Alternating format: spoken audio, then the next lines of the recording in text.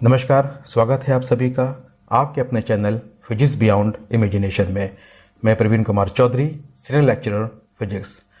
आज के इस वीडियो सेशन में हम लोग डिस्कस करेंगे the application of the Gauss theorem के बारे में कि गॉस थ्योरम के कौन कौन से एप्लीकेशंस हैं। गॉस थ्योरम के एप्लीकेशंस को हम लोगों ने दो पार्ट में बांटा था। इसका पहले पार्ट के बारे में हम लोगों ने कुछ एप्लीकेशन डिस्कस किए थे, कुछ वहाँ पर एप्लीकेशन छूट गए थे जिनको आज के इस टॉपिक में कवर करने का प्रयास किया है। तो पहले वाले पार्ट का लिंक आपको जो है प्रोवाइड करा दिया जाएगा डिस्क्रिप्शन बॉक्स में, वहाँ से आप उसको देख सकते हैं। तो चलिए आज के पार्ट में कुछ बचे हुए एग्जाम्पल्स, बचे हुए एप्लीकेशंस के बारे में डिस्कस करते हैं। The application of the Gauss theorem part second. आज के इस टॉपिक में हम लोग डिस्कस करेंगे कि एक बहुत बड़े आकार की चादर है, कोई चार्ज शीट है, उसके कारण उससे आर डिस्टेंस पर कोई पॉइंट P है, उस पॉइंट P के ऊपर हमको इलेक्ट्रिक फील्ड की इंटेंसिटी फाइंड आउट करनी है with the help of the Gauss theorem. तो हमारे पास में जो शीट है वो बहुत बड़े आकार की है, इनफाइनाइट साइज की है। इनफाइनाइट साइज के बारे में हम थोड़ी देर में फिर से डिस्कस करेंगे। तो अभी चलिए एज्यूम करके चलते हैं कि बहुत बड़ी चादर है। जैसे घरों में हम लोग चादर देखते हैं, बेडशीट होती है, बहुत बड़ी बेडशीट है, उसका आकार बहुत बड़ा है और वो बेडशीट कपड़े की बनी होती है। लेकिन हमारे पास में जिसको हमने एज्यूम किया है वो प्रोटॉन की बनी होगी या इलेक्ट्रॉन की बनी होगी। यानी वो चादर जो है, वो शीट जो है, या तो प्रोटॉन से बनी होगी या इलेक्ट्रॉन से बनी होगी। इसको आप प्लेट समझने की भूल मत कीजिएगा। ये कोई प्लेट नहीं है जिसको चार्ज किया गया है। ये ऑलरेडी प्रोटॉन की बनी हुई चादर है या इलेक्ट्रॉन की बनी हुई चादर है, बहुत बड़ी चादर है। और इसके कारण इससे आर डिस्टेंस पर एक कोई पॉइंट P है, वहां पर हमको इलेक्ट्रिक फील्ड की इंटेंसिटी फाइंड आउट करनी है with the help of the Gauss theorem. अब यहां पर एक प्रॉब्लम ये अराइज होती है कि गॉस थ्योरम हमेशा 3D सरफेस पर, 3D शेप के ऊपर एप्लीकेबल होती है, 2D पर कभी भी एप्लीकेबल नहीं होती है। जब हम लोगों ने गॉस थ्योरम डिस्कस किया था तो इसके बारे में हम लोगों ने विस्तार से चर्चा की थी, तो वहां से आप इसको जो है देख सकते हैं। तो जो गॉस थ्योरम जो होता है वो सिर्फ 3D सरफेस के ऊपर एप्लीकेबल होता है, 2D सरफेस पर एप्लीकेबल नहीं होता है।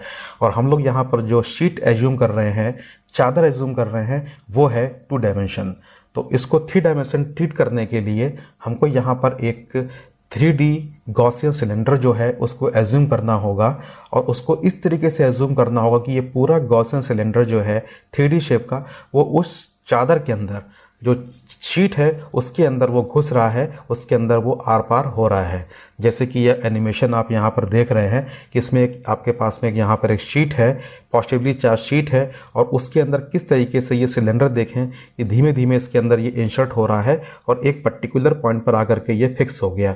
यानी इस तरीके से फिक्स हुआ है कि इसका हाफ, आधा हिस्सा शीट के इस तरफ है और आधा हिस्सा शीट के इस तरफ है। इस तरीके के एज्यूम करके हम इसको आगे बढ़ेंगे और इसको डिटेल से भी, ग्राफिकली भी समझने का प्रयास करते हैं। ये जो है हमारे पास में कोई शीट है जो पॉजिटिव चार्ज से बनी हुई है, यानी प्रोटॉन से बनी हुई वो चादर है। और इसके अंदर, जैसा कि भी आपने एनिमेशन में देखा, इसके अंदर जो है एक 3D गॉसियन सिलेंडर को इंसर्ट किया हुआ है। और इस तरीके से इंसर्ट किया हुआ है कि इसका सेंटर पार्ट बीच में है, यानी ये आधा शीट के इस तरफ निकला हुआ है, आधा शीट के इस तरफ निकला हुआ है। और इसके सेंटर पॉइंट से यहाँ इस पॉइंट तक का जो डिस्टेंस है वो है R। और इस पॉइंट को हम लोग बोलते हैं P। और इसी पॉइंट P के ऊपर हमको इलेक्ट्रिक फील्ड की इंटेंसिटी फाइंड आउट करनी है with the help of the Gauss theorem. जैसा कि आपको पता है कि पूरी शीट जो है वो पॉजिटिव चार्ज से बनी हुई है, इसलिए इसके कारण जो इलेक्ट्रिक फील्ड का डायरेक्शन होगा वो परपेंडिकुलरली शीट से बाहर की तरफ होगा, शीट से बाहर की तरफ होगा, परपेंडिकुलर शीट से इस तरफ होगा। अगर ये पूरी चादर, पूरी शीट जो है नेगेटिव चार्ज से बनी होती तो इलेक्ट्रिक फील्ड का डायरेक्शन शीट की तरफ होता, क्योंकि ये पॉजिटिव चार्ज है तो इलेक्ट्रिक फील्ड का डायरेक्शन जो है वो शीट से बाहर की तरफ है। इस 3D गॉसियन सिलेंडर को हम लोगों ने 3 पार्ट में बांटा हुआ है। इसका पहला पार्ट जो है इसका क्रॉस सेक्शनल एरिया K, इसका दूसरा पार्ट जो है इसका क्रॉस सेक्शनल एरिया L, और इसका तीसरा पार्ट जो होगा वो इसकी कर्व सरफेस होगी, पूरी सरफेस M और पूरी सरफेस N। सरफेस K का एरिया वेक्टर DA का डायरेक्शन परपेंडिकुलरली बाहर की तरफ होगा। सरफेस L पर एरिया वेक्टर DA का डायरेक्शन परपेंडिकुलर बाहर की तरफ होगा और इस कर्व सरफेस एम का डायरेक्शन अपवर्ड और इस कर्व सरफेस एन का डायरेक्शन डाउनवर्ड होगा। तो यहाँ हम लोगों ने सारे एरिया वेक्टर के डायरेक्शन फाइंड आउट कर लिए, इलेक्ट्रिक फील्ड का डायरेक्शन फाइंड आउट कर लिया। अब हमको यहाँ पर यह देखना है कि इसके 3D गॉसियन सिलेंडर से कितना फ्लक्स बाहर निकल करके आता है। ये क्योंकि शीट के अंदर बीच में रखा हुआ है तो ये प्लस क्यू चार्ज के कारण इसमें से जो है फ्लक्स बाहर निकल करके आएगा। तो फ्लक्स कितना बाहर निकल के आ रहा है और ये फ्लक्स कहाँ कहाँ से निकल के आएगा, वो कौन सी पॉसिबिलिटीज होंगी। तो यहाँ पर फ्लक्स या तो के से बाहर निकलेगा या तो एल से बाहर निकलेगा या इसी कर्व सरफेस एम से या एन से बाहर की तरफ निकलेगा। तो फ्लक्स बाहर निकलने के हिसाब से हमने इसको 3 पार्टें बांट लिया। पहली जो हो गया एम और एन कर्व सरफेस, दूसरा के सरफेस और तीसरा एल सरफेस। हम लोग यहाँ पर फाइंड आउट करते हैं सबसे पहले कर्व सरफेस एम और एन से होकर निकलने वाला या होकर गुजरने वाला इलेक्ट्रिक फ्लक्स कितना है। तो सपोज वो इलेक्ट्रिक फ्लक्स फाई है, जो एम और एन से निकलने वाला इलेक्ट्रिक फ्लक्स जो है वो फाई 1 है और फॉर्मूला होता है close integration E and D A. आपको पता है ये फॉर्मूला होता है और इसको एक्सपेंड कर देंगे तो ये हो जाएगा close integration E D A cos theta phi 1। और यहाँ पर आप देख रहे हैं कि एम और एन सरफेस के ऊपर इलेक्ट्रिक फील्ड का डायरेक्शन जो है वो इस तरफ है और इसके सरफेस एरिया का डायरेक्शन यानी कि इसका जो एरिया वेक्टर है इसका डायरेक्शन डी ए जो है वो ऊपर की तरफ है। यानी इलेक्ट्रिक फील्ड का डायरेक्शन और एरिया वेक्टर के डायरेक्शन में 90 डिग्री का फर्क है। यानी यहाँ पर थीटा इक्वल टू है 90 degree. Theta is the angle between the electric field E and the area vector D A. तो ये वैल्यू यहाँ पर पुट करेंगे तो आपको मिल जाएगा phi 1 equal to close integration E D A cos 90 degree. Cos 90 0, इसलिए फाई 1 जो है उसकी वैल्यू आ गई 0। इसको क्वेश्चन नंबर फर्स्ट हम लोग कंसीडर कर लेंगे। तो यहाँ देख रहे हैं कि फाई 1 यानी इसकी एम और एन से होकर निकलना सरफेस का इलेक्ट्रिक फ्लक्स कितना है, वो है 0। अब हम इसकी इस क्रॉस सेक्शनल एरिया के से कितना फ्लक्स निकलता है इसको कैलकुलेट करते हैं। तो यहाँ पर भी आप देख रहे हैं कि चार्ज सिमेट्री के कारण जो इलेक्ट्रिक फील्ड ई का डायरेक्शन किस तरफ होगा, वो होगा परपेंडिकुलर शीट से बाहर की तरफ। चार्ज सिमेट्री के कारण ई का डायरेक्शन बाहर की तरफ। और यहाँ आप देख रहे हैं कि डी यानी कि एरिया वेक्टर का डायरेक्शन भी इस तरफ यानी कि पॉइंट के पर यानी क्रॉस सेक्शनल एरिया के पर इलेक्ट्रिक फील्ड ई और डी ए का डायरेक्शन जो है वो सेम है, यानी उनके बीच का एंगल जो है वो है 0। तो क्रॉस सेक्शनल एरिया के से कितना फ्लक्स बाहर निकलेगा, वो निकलेगा आपका phi 2 equal to close integration E D A. इसको एक्सपेंड कर देंगे तो ये हो जाएगा close integration E D A cos theta. Phi 2 equal to close integration E D A cos theta. और आपको बताया कि के पर ई और डी ए यानी इलेक्ट्रिक फील्ड और एरिया वेक्टर के बीच का डायरेक्शन जो है वो क्या है, वो सेम है, इक्वल है। यानी इन दोनों के बीच का एंगल है वो है 0। यानी यहाँ हम कह सकते हैं कि थीटा इक्वल टू 0 डिग्री। ये वैल्यू यहाँ पुट करेंगे तो आपको मिलेगा phi 2 equal to close integration E D A cos 0 1 हो जाएगा। और यहाँ पर इलेक्ट्रिक फील्ड जो है, क्योंकि पूरा जो चार्ज है वो यूनिफॉर्मली फैला हुआ है, बराबर तरीके से इक्वल डिस्ट्रीब्यूशन है, इसलिए इलेक्ट्रिक फील्ड भी पूरे पर यूनिफॉर्म होगी, कांस्टेंट होगी, वो निकल के बाहर होगी, आ जाएगी, अंदर बचेगा क्लोज इंटीग्रेशन डी ए। और क्लोज इंटीग्रेशन डी ए का फार्मूला होता है ए, तो ये मिल जाएगा आपको ई ए। तो फाई 2 की वैल्यू हमको मिल गई फाई 2 इक्वल टू ई ए। इसको हम लोग कंसीडर कर लेंगे इक्वेशन नंबर 2। सिमिलरली अब हम क्रॉस सेक्शन एरिया एल से कितना फ्लक्स बाहर निकलेगा इसको देख लेते हैं। तो एल से कितना फ्लक्स बाहर आएगा, तो हम इसको मान लेते हैं फाई 3, और phi 3 equal to close integration E D A. इसको एक्सपेंड कर देंगे तो ये मिल जाएगा आपको E D A cos theta. और यहाँ पर भी आप देख रहे हैं कि एल पर भी, क्रॉस सेक्शन एरिया एल पर भी डीए का डायरेक्शन यानी एरिया वेक्टर और इलेक्ट्रिक फील्ड दोनों का डायरेक्शन सेम है, इक्वल है, यानी इनके बीच में एंगल होगा 0। तो थीटा इक्वल टू यहाँ पर 0 पुट कर देंगे। यहाँ से भी हमको मिलेगा इस इक्वेशन की तरीके से phi 3 इक्वल टू ई ए। इसको इक्वेशन नंबर 3 कंसीडर कर लेते हैं। तो इस तरीके से आपने देखा कि हमको तीनों सरफेस के एल और एम एन से जो है कितना फ्लक्स बाहर आएगा, उनकी वैल्यूज़ यहाँ पे मिल गई phi 1, phi 2 एंड phi 3। तो पूरे सिलेंडर से टोटल फ्लक्स कितना बाहर आएगा, तो वो होगा बाहर आने वाला टोटल इलेक्ट्रिक फ्लक्स, सिलेंडर से बाहर आने वाला टोटल इलेक्ट्रिक फ्लक्स वो होगा phi इक्वल टू तीनों अंदर का एडिशन हो जाएगा phi 1 plus phi 2 plus phi 3। सारी वैल्यूज़ उठा करके यहाँ पर पुट कर देते हैं, phi 1 0, phi 2 EA and phi 3 EA। तो 0 हो जाएगा ये पहला, और अंदर बचेगा EA 2 EA। तो phi इक्वल टू मिल जाएगा आपको 2 EA। इसको हम लोग कंसीडर कर लेंगे इक्वेशन नंबर 4। हम जानते हैं कि charge density sigma equal to होता है Q अपॉन A।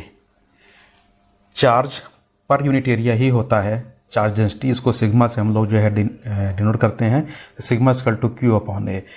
यहाँ पर हम लोग A की वैल्यू फाइंड आउट कर लेंगे, तो आपको मिल जाएगा यहाँ पर A equal to Q upon sigma, और A की वैल्यू हम इक्वेशन नंबर 4 में पुट करेंगे तो हमको 5 मिल जाएगा।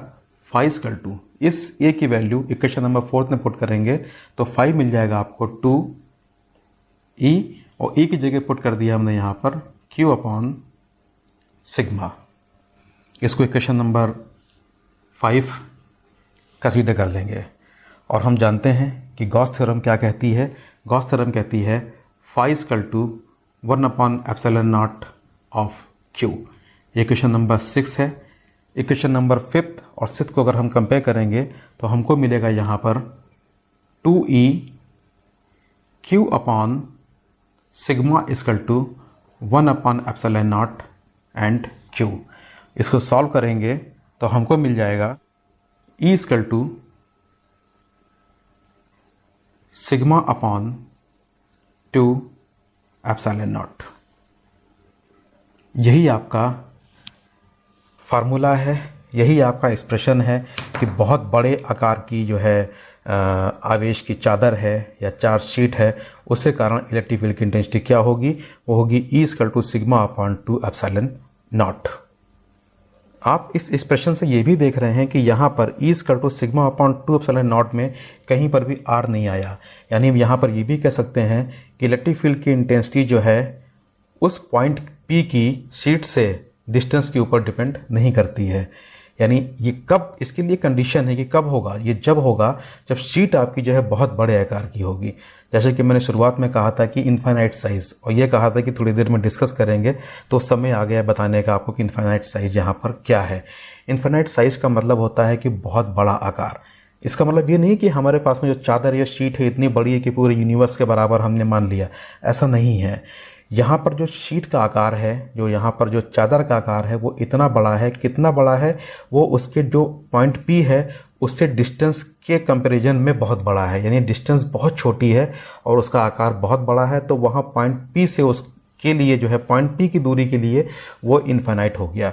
इसको आप एक एग्जाम्पल से और समझ सकते हैं कि जैसे मान लें कि आप एक बहुत बड़ी इमारत के आगे खड़े हुए हैं, एक बहुत बड़ी 50 मंजिल की बिल्डिंग है और बहुत बड़ी है, उसके आगे सामने खड़े हैं, और आप कितनी दूर खड़े हैं, बिल्कुल उसके सामने खड़े हैं, बिल्कुल 2 फुट की दूरी पे खड़े हैं, तो आपको पूरी की पूरी इमारत दिखाई पड़ेगी, उसके आसपास की चीज़ें आपको दिखाई नहीं पड़ेंगी, क्योंकि बिल्डिंग बहुत बड़ी है, इमारत बहुत बड़ी है और आप बिल्कुल सट के खड़े हुए हैं, तो आपकी आंखों में सिर्फ इमारत दिखाई पड़ेगी। तो उस समय आपके लिए पूरी दुनिया में उससे बड़ा कुछ नहीं होगा कि आपको उसके अलावा कोई दिखाई ही नहीं पड़ रहा है। लेकिन जैसे जैसे आप इमारत से दूर चलेंगे, बिल्डिंग से दूर चलेंगे, तो आपको बिल्डिंग के आसपास की चीज़ें भी दिखाई पड़नी चालू हो जाएंगी। तब आप ये कहेंगे नहीं, बिल्डिंग ही नहीं है, उसके आसपास की चीज़ें भी हैं, इसलिए बिल्डिंग सबसे बड़ी नहीं है, इससे बड़ी और भी चीज़ें हैं। तो यहाँ पर इन्फिनिट की डेफिनेशन हमारे लिए उस चीज़ के लिए कि हम उससे कितनी दूरी पर खड़े हैं। हमारी दूरी उस बिल्डिंग्स के कंपैरिजन में बहुत छोटी है, तो वो हमारे लिए इन्फिनाइट हो गई है। इसलिए जो है यहाँ पर भी यही है कि जो हमारा जो पॉइंट चार्ज रखा हुआ है वो शीट से जो है वो बहुत कम दूरी पे रखा हुआ है, तो उस पॉइंट से अगर हम देखेंगे तो वो शीट जो है बहुत बड़े आकार की होगी और हम कह सकते हैं कि इन्फिनिट साइज की होगी।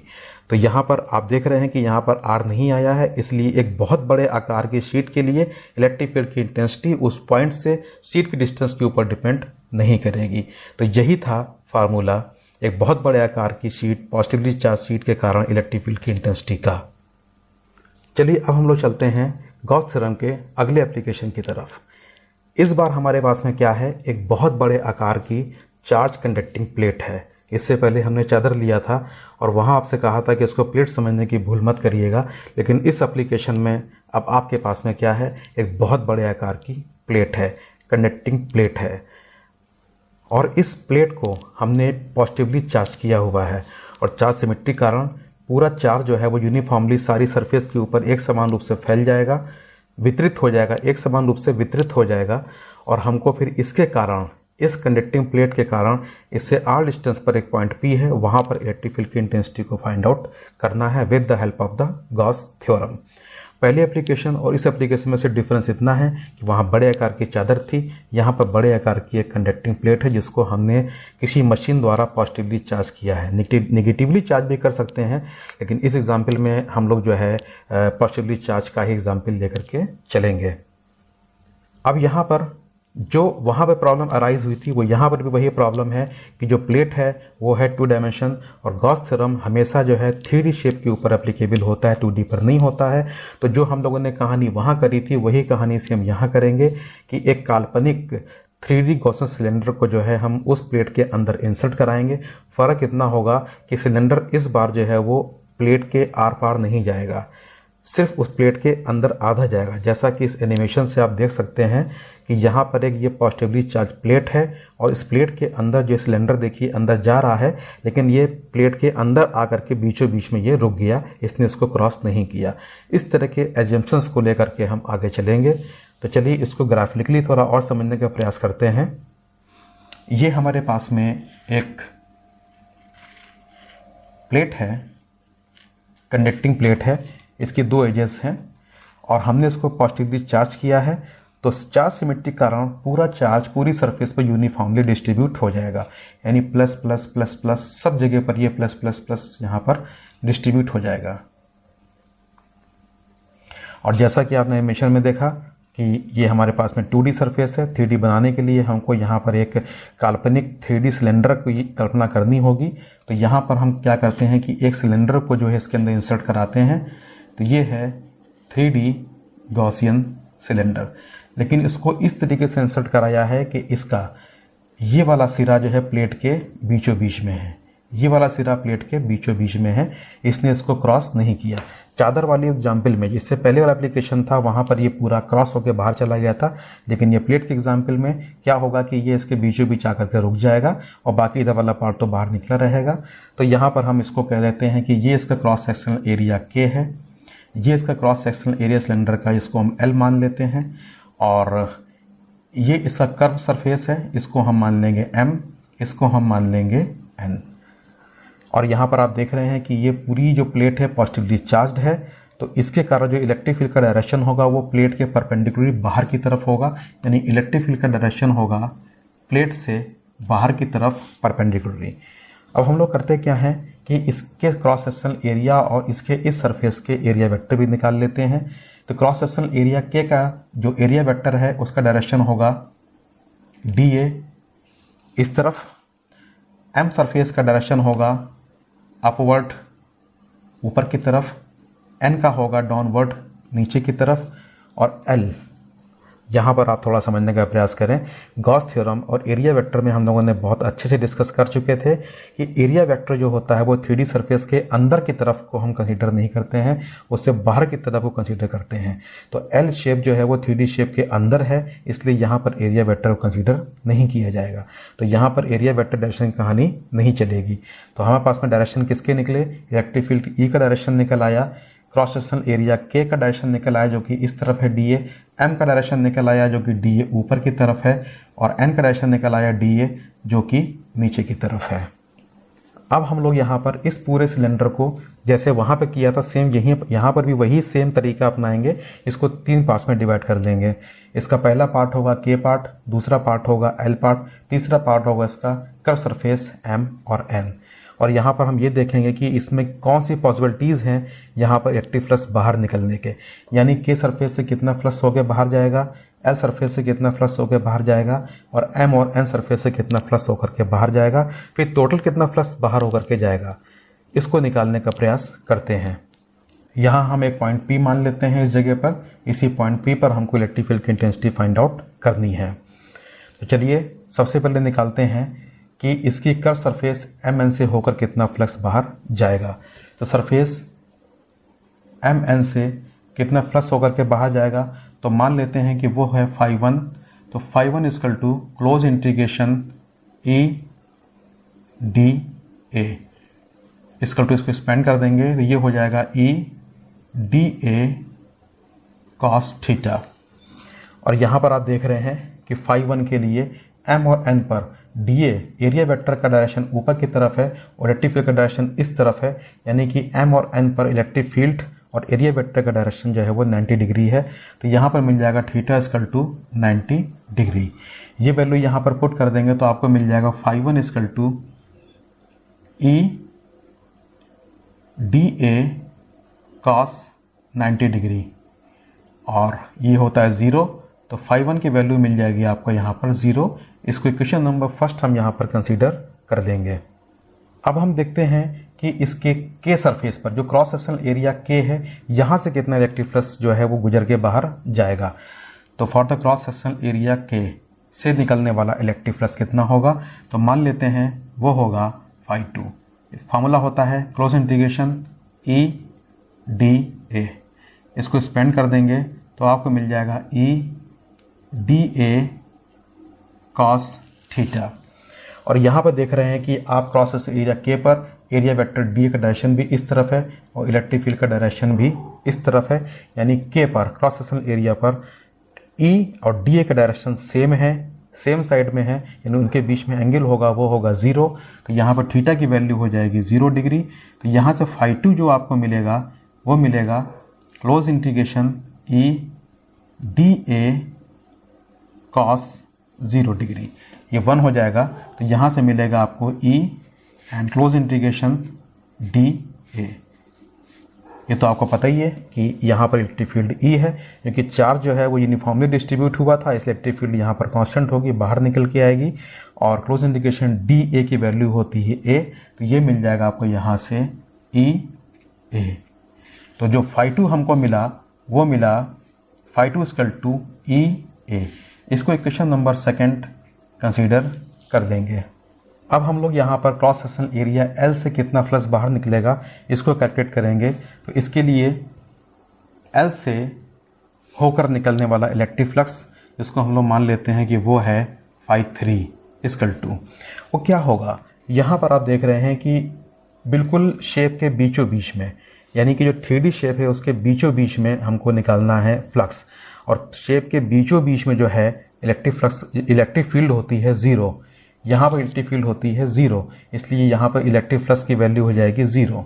तो φ3 equal to E D A close integration, और ई की वैल्यू होती यहाँ पर है 0, इसलिए φ3 equal to 0। Equation number third consider कर देंगे।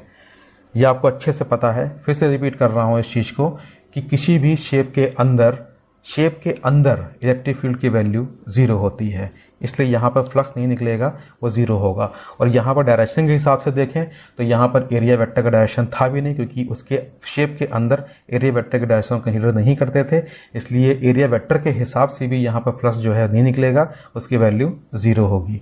तो इस तरीके से हम लोगों ने यहाँ पर mn के लिए कितना फ्लक्स आएगा बाहर फ्लक्स 0, k पर कितना फ्लक्स आएगा EA, और L पर कितना फ्लक्स आएगा ये निकाल लिया। तो पूरे सिलेंडर से कितना टोटल फ्लक्स बाहर आएगा उसको निकालते हैं। तो टोटल फ्लक्स जो होगा वो होगा φ equal to φ1 plus φ2 plus φ3।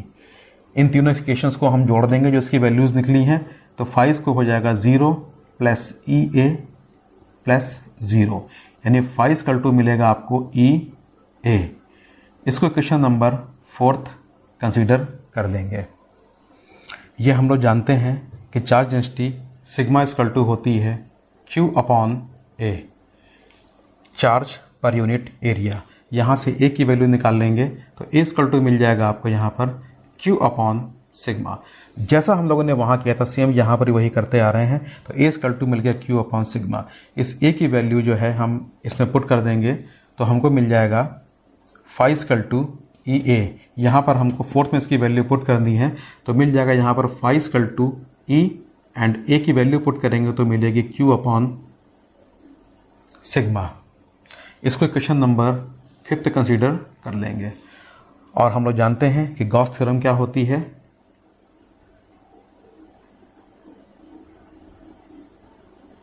Gauss theorem कहती है phi equal to 1 upon epsilon naught of Q।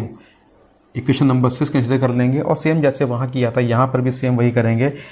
Comparing equation number 5 and 6 we get, दोनों को कंपेयर कर लेंगे तो हमको मिलेगा यहाँ पर E Q upon sigma equal to 1 upon epsilon naught Q। यहाँ से हम लोग E की वैल्यू फाइंड आउट करेंगे तो हमको E equal to sigma upon epsilon naught. तो ये आपका एक्सप्रेशन आ गया कि जब आपके पास में बहुत बड़े आकार की जो है कंडक्टिंग प्लेट है तो उसके कारण पॉइंट P पर इलेक्ट्रिक फील्ड की इंटेंसिटी क्या होगी, वो होगी E equal to sigma upon epsilon naught. यहाँ पर एक रिजल्ट हम लोग को और भी मिल रहा है। वो रिजल्ट यहाँ पर ये है कि इससे पहले एप्लीकेशन में जब वहाँ पर हमारे पास में जो चार्ज शीट थी, बहुत बड़ी चादर थी, तो वहाँ पर E की वैल्यू हमारे पास में निकल के आई थी, वो आई थी सिग्मा अपॉन 2 एप्सिलॉन नॉट। और जब यहाँ पर कंडक्टिंग प्लेट है तो यहाँ वैल्यू आई E equal to sigma upon epsilon naught.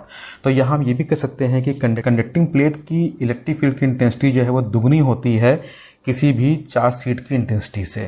तो ये रिजल्ट भी निकल के यहाँ पर आता है जो कि बहुत ही इंपॉर्टेंट रिजल्ट है।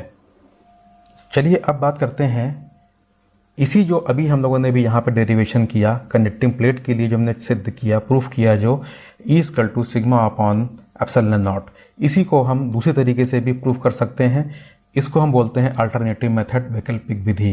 तो जो छात्र छात्राएं जो हैं वो IIT या नीट के लिए प्रिपेयर कर रहे हैं तो उनके लिए एक अच्छा एक टॉपिक हो सकता है। और कई सारे जो न्यूमेरिकल्स जो हैं वो इस तरीके से भी सॉल्व किए जा सकते हैं। तो इसका दूसरा तरीका है, इसका अल्टरनेटिव मेथड भी है। तो हम लोगों ने जो यहाँ पर प्लेट लिया था, इससे जस्ट पहले एप्लीकेशंस में जो हमने प्लेट ली थी, तो यहाँ पर भी हम वही प्लेट लेते हैं। ये हमारे पास में प्लेट है और इस प्लेट को हम लोगों ने जो है पॉजिटिवली चार्ज किया है, यानी कि इसके ऊपर चार्ज, हम इसको पॉजिटिवली चार्ज करेंगे तो चार्ज जो है वो इसकी सरफेस के ऊपर बराबर रूप से यूनिफॉर्मली सब जगह जो है वो डिस्ट्रीब्यूट हो जाएगा। यानी हम यहाँ पर ये कह सकते हैं कि पूरा चार्ज इसकी सरफेस के ऊपर है, इसके बीचों बीच में या सरफेस के अंदर, इस शेप के अंदर, यानी इस प्लेट के अंदर कहीं पर भी चार्ज नहीं है और कहीं पर भी इलेक्ट्रिक फील्ड नहीं है शेप के अंदर, क्योंकि सारा जो चार्ज है वो इसके सरफेस के ऊपर डिस्ट्रीब्यूट हो गया। यानी इसके अंदर, सरफेस के अंदर या प्लेट के अंदर यहाँ पर कोई भी चार्ज नहीं है। यहाँ पर सरफेस के अंदर जो है वो Q इक्वल टू 0 है। सारा चार्ज जो है वो उसकी सरफेस के ऊपर आकर के डिस्ट्रीब्यूट हो गया। तो अगर अंदर सरफेस में इसके अंदर कोई चार्ज नहीं है तो इसको हम यहाँ पर दो हिस्सों में बांट सकते हैं। इसके पहले हिस्से को, इस वाले एज को हम बोलेंगे 1 और दूसरे वाली एज को यानी किनारे को बोलेंगे यहाँ पर हम लोग 2। और हम लोग ये मान के चलेंगे कि ये प्लेट जो है वो दो हिस्सों में बटी हुई है। इसका पहला हिस्सा जो है वो एक पॉजिटिवली चार्ज चादर की तरह काम कर रहा है, यानी कि चार्ज्ड शीट की तरह काम कर रहा है, जो पहला एप्लीकेशन था जिसमें हम लोगों ने पढ़ा था कि बहुत बड़े आकार की जो है एक शीट है, पॉजिटिवली चार्ज शीट है या चादर है। तो हम यहाँ पर भी वही मान लेंगे कि ये जो है आपकी प्लेट दो चादरों से मिलकर बनी हुई है। पहली चादर ये है जो कि पॉजिटिवली चार्ज है और दूसरी चादर ये है जो कि पॉजिटिवली चार्ज्ड है। और यहाँ से P डिस्टेंस, यहाँ से R डिस्टेंस पर जो है हमको इलेक्ट्रिक फील्ड की इंटेंसिटी यहाँ पर फाइंड आउट करनी है। लेकिन हम लोग करेंगे क्या कि यहाँ पर अल्टरनेटिव मेथड है तो यहाँ पर हम लोग डायरेक्शन को देखेंगे, डायरेक्शन को समझेंगे। यानी मैंने आपसे कहा कि यहाँ पर डायरेक्शन खेलेंगे, तो अब समय आ गया है डायरेक्शन खेलने का। तो हमको पॉइंट P पर इलेक्ट्रिक फील्ड की इंटेंसिटी फाइंड आउट करनी है। तो पहली जो हमारे पास में पहली शीट है, पॉजिटिव पहली शीट, इसके कारण कितनी इलेक्ट्रिक फील्ड होगी वो होगी मान लेते हैं E1 और इसका डायरेक्शन क्या होगा, उसका डायरेक्शन होगा परपेंडिकुलरली बाहर की तरफ। ये आपको पता ही है कि अगर पॉजिटिव चार्ज है तो उसके कारण जो इलेक्ट्रिक फील्ड का डायरेक्शन होगा परपेंडिकुलरली बाहर की तरफ होगा, शीट से परे होगा। अगर ये नेगेटिव होती तो ये अंदर होता। तो यहाँ पर हम लोग मानते हैं कि पहली जो शीट है आपकी पॉजिटिवली चार्ज शीट है, इससे कारण कितनी इलेक्ट्रिक फील्ड पॉइंट पी पर हुई, वो हुई आपकी E1। और फार्मूला आपको पता ही है कि बहुत बड़े आकार की जो है वो चार्ज शीट का जो है वो इलेक्ट्रिक फील्ड इंटेंसिटी होती है E1 equal to sigma upon 2 epsilon naught. ये आपको फार्मूला इससे पहले इक्वेशन में प्रूफ किया है।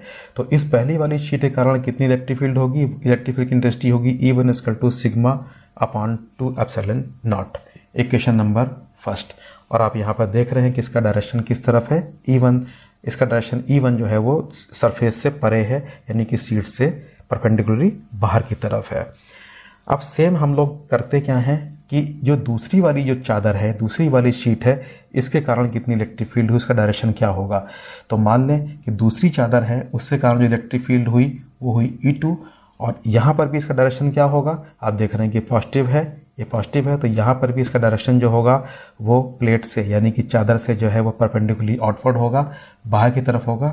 डायरेक्शन इसका यहाँ पर होगा, यानी यहाँ पर भी हम देख लेते हैं कि E2 equal to sigma upon 2 epsilon naught. दोनों की वैल्यू सेम है। आप देख रहे हैं कि पॉइंट P पर E1 और E2 का डायरेक्शन जो है वो दोनों बाहर की तरफ है, दोनों का डायरेक्शन बाहर की तरफ है, यानी कि E1 का डायरेक्शन E2 का डायरेक्शन दोनों डायरेक्शन यहाँ पर सेम है। तो यहाँ पर जो net electric field point P पर कितनी मिलेगी, वो मिलेगी E equal to E1 plus E2। तो इन इक्वेशंस को हम जोड़ लेते हैं, इक्वेशन नंबर फर्स्ट सेकेंड इनको यहाँ पे जोड़ते हैं, तो हमें मिल जाएगा E equal to sigma upon 2 epsilon naught plus E2 की value sigma upon 2 epsilon naught, यानी हमको यहाँ मिल जाएगा E equal to sigma upon epsilon naught. तो यही अभी हम लोगों ने इससे पहले प्रूफ किया था कनेक्टिंग प्लेट के लिए। तो यहाँ पर दूसरी तरीके से भी हमने देखिए इसको यहाँ पर प्रूफ कर दिया, और यहाँ पर डायरेक्शन खेल करके E equal to sigma upon epsilon naught. चलिए अब चलते हैं गॉस थ्योरम के अगले एप्लीकेशन की तरफ। अब यहाँ पर सिचुएशन ये है कि हमारे पास में यहाँ पर दो चार्ज शीट रखी हुई हैं। जैसे पहले एप्लीकेशन में हमारे पास में क्या था, एक बहुत बड़े आकार की जो है पॉजिटिव चार्ज से भरी हुई या नेगेटिव चार्ज से भरी हुई चादर थी, जिससे कारण हमको इलेक्ट्रिक फील्ड की इंटेंसिटी फाइंड आउट करनी थी। लेकिन यहाँ पर क्या है कि हमारे पास में उस जैसी यहाँ पर दो शीट्स हैं, एक शीट 1 है, एक शीट 2 है, और ये पैरेलल जो है वो डाइलेक्ट्रिक के बीच में जो है पैरेलल रखी हुई हैं, और इनके कारण अलग अलग पॉइंट्स पर हमको इलेक्ट्रिक फील्ड की इंटेंसिटी फाइंड आउट करनी है। तो चलिए इसको देखते हैं और समझते हैं क्या है। यानी यहाँ कह सकते हैं कि electric field intensity due to a parallel sheet of charge. तो इसको समझते हैं इसके ग्राफ से। ये आपके पास में जो है दो शीटें रखी हुई हैं, ये आपके पास में पहली शीट है और ये दूसरी शीट है, यानी बहुत बड़े आकार की जो है ये शीट है। और पहली शीट के ऊपर जो है वो जिसमें जो है बहुत सारे पॉजिटिव चार्ज हैं, और दूसरी शीट में भी बहुत सारे चार्ज हैं, लेकिन यहाँ पर जो है वो नेगेटिव चार्जेस हैं। जैसे वहाँ एप्लीकेशंस में क्या था कि हमारे पास में चार्ज एक ही था, पॉजिटिव था या नेगेटिव था, लेकिन यहाँ पर दो शीट है, एक पर पॉजिटिव चार्ज है और दूसरे पर नेगेटिव चार्ज है, और इनके बीच में डाइलेक्ट्रिक के रखा हुआ है, डाइलेक्ट्रिक के बीच में रखी हुई हैं, पैरेलल रखी हुई हैं, और इसके बीच में जो एक पॉइंट P है, शीट से बाहर एक पॉइंट Q है, और एक शीट से बाहर जो है पॉइंट R है। इन पॉइंट्स पर हमको इलेक्ट्रिक फील्ड की इंटेंसिटी फाइंड आउट करनी होगी। ये इसकी चार्ज डेंसिटी है, सिग्मा है, जो दोनों शीटों पर बराबर होगी। तो सबसे पहले चलिए इस पॉइंट P के ऊपर इलेक्ट्रिक फील्ड की इंटेंसिटी फाइंड आउट करते हैं। पॉइंट P, तो यहाँ पर भी हम लोग जैसे पहले अभी इससे पहले हम लोगों ने डायरेक्शन खेला, यहाँ पर भी डायरेक्शन खेलना चालू करते हैं। देखिए यहाँ पर कॉन्सेप्ट वही रहेगी जो इससे पहले आपको बताई है। तो चलिए चालू करते हैं खेलना। डायरेक्शन पॉइंट P है और ये है आपकी प्लेट 1। तो इस प्लेट ये शीट 1 के कारण जो है इलेक्ट्रिक फील्ड का डायरेक्शन क्या होगा, वो इलेक्ट्रिक फील्ड होगी E1, और उसका डायरेक्शन किस तरफ होगा। रूल क्या कहता है कि अगर पॉजिटिव चार्ज है तो इलेक्ट्रिक फील्ड का डायरेक्शन जो है वो परपेंडिकुलर शीट से बाहर की तरफ होगा। इसका मतलब है उसका डायरेक्शन जो होगा वो इस तरफ होगा। और यहाँ पर आप देखें कि इस शीट के कारण डायरेक्शन क्या होगा। इस शीट के कारण जो इलेक्ट्रिक फील्ड होगी वो होगी आपकी E2, और आप देख रहे हो कि ये आपका है नेगेटिव चार्ज। तो नेगेटिव चार्ज जब होता है तो डायरेक्शन जो होता है वो शीट की तरफ होता है, शीट की ओर होता है, परपेंडिकुलर शीट की तरफ होता है। तो शीट की तरफ क्या हुआ, ये हुआ, इस शीट की तरफ हुआ। पहली वाली शीट से परे था E1 क्योंकि पॉजिटिव था, लेकिन दूसरी शीट हमारे पास में जो है वो नेगेटिव चार्ज से भरी हुई है। तो इसके कारण जो E2 होगा उसका डायरेक्शन किस तरफ होगा, शीट की तरफ होगा। रूल लगाइए, इसमें कॉन्सेप्ट लगाइए कि शीट की तरफ होगा। तो हम पॉइंट P के ऊपर देख रहे हैं कि पॉइंट P के ऊपर E1 और E2 के डायरेक्शन यहाँ पर सेम है। तो यहाँ पर जो है आपका नेट इलेक्ट्रिक फील्ड जो मिलेगा पॉइंट P के ऊपर, नेट इलेक्ट्रिक फील्ड वो मिलेगा आपको पॉइंट P के लिए EP = E1 + E2, E1 + E2। और ये आप जानते हैं कि शीट के लिए बहुत बड़े जो आकार की शीट है उसके डेरिवेशन में निकाला था, उसके लिए E कितना आया था, σ/2ε0। तो E1 के लिए भी रहेगा σ/2ε0 और प्लस E2 की भी रहेगा σ/2ε0। ये मिल जाएगा आपको σ/ε0।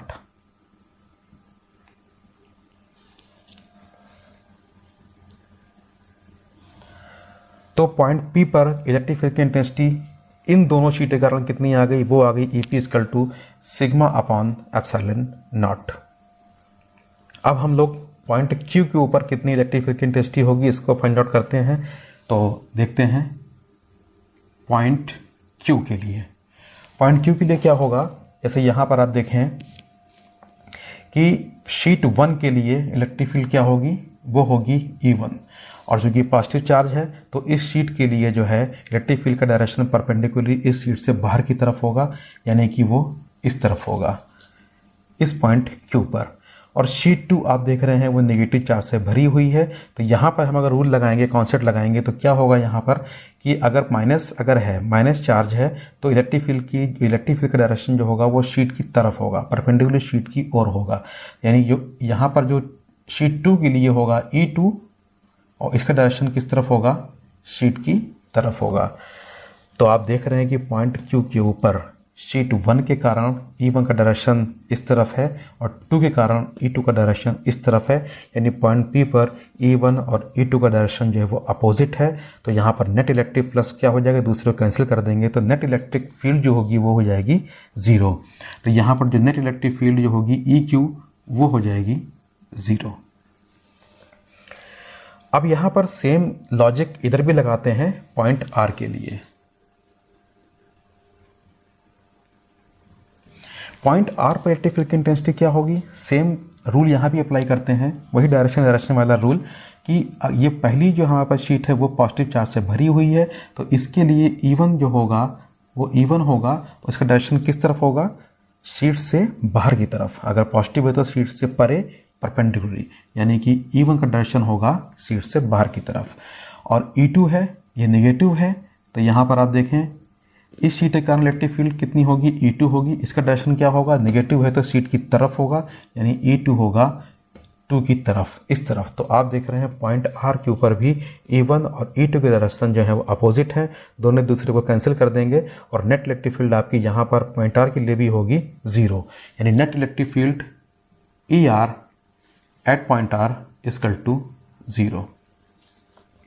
तो आपने देखा कि यहाँ पर ER 0, EQ 0 और P के लिए आपको मिलेगा EP = σ/ε0।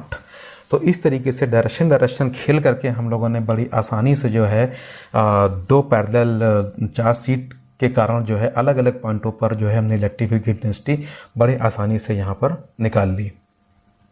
चलिए अब इसी एप्लीकेशन में थोड़ा सा और जो है वो चेंज करते हैं। अगला एप्लीकेशन में क्या है कि सेम सब कुछ वही है। हमारे पास में 2 चार्ज शीट हैं बड़े आकार की, लेकिन इस बार उन पर जो है वो चार्ज जो है वो सेम है, सिर्फ वही है, बस सिर्फ चार्ज का फ़र्क आ रहा है। इसको आप देखने का प्रयास करें। इसमें इस फिगर में ये हमारे पास में 2 शीटें हैं, इनके बीच में डायरेक्ट्रिक ये रखा हुआ है और ये पॉइंट P है, ये पॉइंट Q है, ये पॉइंट R है। यहाँ पर भी डायरेक्शन खेल करके हम लोग अलग अलग पॉइंटों पर जो है वो इलेक्ट्रिक फील्ड की इंटेंसिटी फाइंड आउट करेंगे। रूल हम लोग को पता है, इस रूल को यहाँ पर अप्लाई करना होगा। तो यहाँ पर देखें, अब हमारे पास में क्या था, वहाँ पर जो है दोनों पर जो है वो चार्ज अलग अलग थे। इस पर पॉजिटिव था, इस पर नेगेटिव था। इसको मान लें आप फर्स्ट, इसको मान लें आप सेकेंड। तो अब यहाँ पर क्या है कि चार्ज दोनों पर इक्वल है, इस पर भी प्लस चार्ज है और इस पर भी जो है वो प्लस चार्ज है। यानी शीट 1 जो है वो प्लस चार्ज से भरी हुई है और शीट 2 भी प्लस चार्ज से बनी हुई है, और हमको इलेक्ट्रिक फील्ड की इंटेंसिटी अलग अलग पॉइंटों पर निकालनी है। तो सबसे पहले चलें P के ऊपर निकालते हैं पॉइंट P।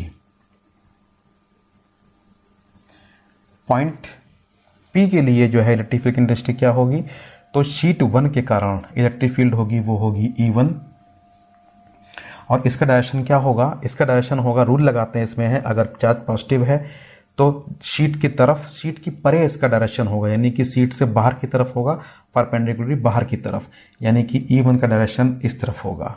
और शीट 2 के लिए इलेक्ट्रिक फील्ड होगी आपकी E2, और यहाँ पर भी देखिए कि ये पॉजिटिव है तो इसका डायरेक्शन क्या होगा, शीट से परपेंडिकुलरली बाहर की तरफ, यानी कि इसका डायरेक्शन होगा इस तरफ। तो आप देख रहे हैं कि पॉइंट P के ऊपर E1 और E2 के डायरेक्शन हो गए अपोजिट, इसलिए दूसरे को कैंसिल कर देंगे। इसलिए यहाँ पर जो नेट इलेक्ट्रिक फील्ड की इंटेंसिटी आएगी EP होगी वो होगी 0, यानी यहाँ पर जो वैल्यू आएगी E की वो होगी 0। अब चलिए अब देखते हैं पॉइंट Q के लिए। फॉर पॉइंट Q के लिए जो है इलेक्ट्रिक फील्ड की इंटेंसिटी क्या होगी, यहाँ पर देखें Q के लिए, तो शीट 1 जो कि पॉजिटिव है इसकी इलेक्ट्रिक फील्ड होगी E1। रूल लगाते हैं यहाँ पर, अगर पॉजिटिव है तो इलेक्ट्रिक फील्ड का डायरेक्शन जो है वो परपेंडिकुलरली बाहर की तरफ होगा, यानी कि इस तरफ होगा। अब शीट 2 के कारण जो इलेक्ट्रिक फील्ड होगी वो होगी E2, और चूंकि ये भी पॉजिटिव है तो इसका डायरेक्शन किस तरफ होगा, बाहर की तरफ होगा। इस शीट के लिए बाहर की तरफ होगा, इस तरफ होगा। तो आप देख रहे हैं कि पॉइंट Q पर जो है इलेक्ट्रिक फील्ड E1 और E2 का डायरेक्शन जो है वो सेम है। इसे नेट इलेक्ट्रिक फील्ड जो होगी यहाँ पर जुड़ जाएगी, आपको मिल जाएगा यहाँ पर net electric field EQ equal to E1 plus E2, और E1 अलग अलग चूंकि शीट है तो उसका फॉर्मूला आपको पता है, sigma upon 2 epsilon naught plus sigma upon 2 epsilon naught. तो ये मिल जाएगा आपको सिग्मा अपॉन एप्सिलॉन नॉट। तो EQ की वैल्यू आपको मिल गई sigma upon epsilon not.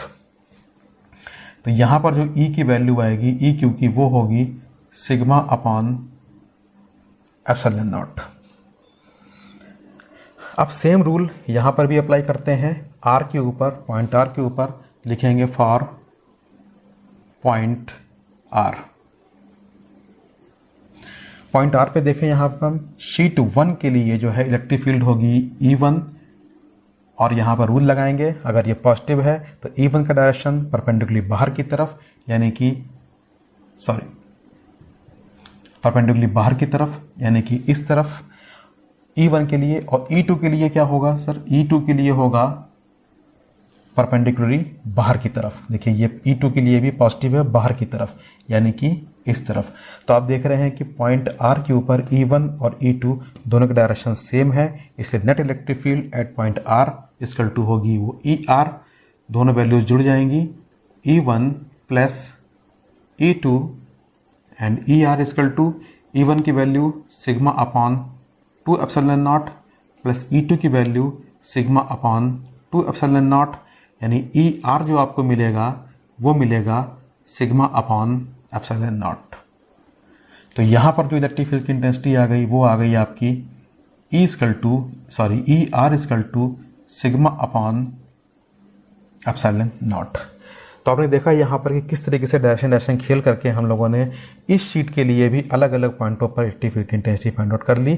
EP के लिए जो है 0 रहेगी, बिल्कुल अपोजिट उस तरीके से, और EQ के लिए ये और ER के लिए ये। तो ये थे गॉस एप्लीकेशंस के एग्जाम्पल्स जो एपिसोड 1 और एपिसोड 2 में हम लोगों ने कवर करने का प्रयास किया। जितने भी सारे इम्पॉर्टेंट एप्लीकेशंस थे उन सारे एप्लीकेशंस के बारे में डिस्कस कर लिया गया है और उम्मीद करता हूं कि जितने भी एप्लीकेशंस थे एपिसोड 1 एपिसोड 2 में वो सब आपको अच्छे से समझ में आ गए होंगे।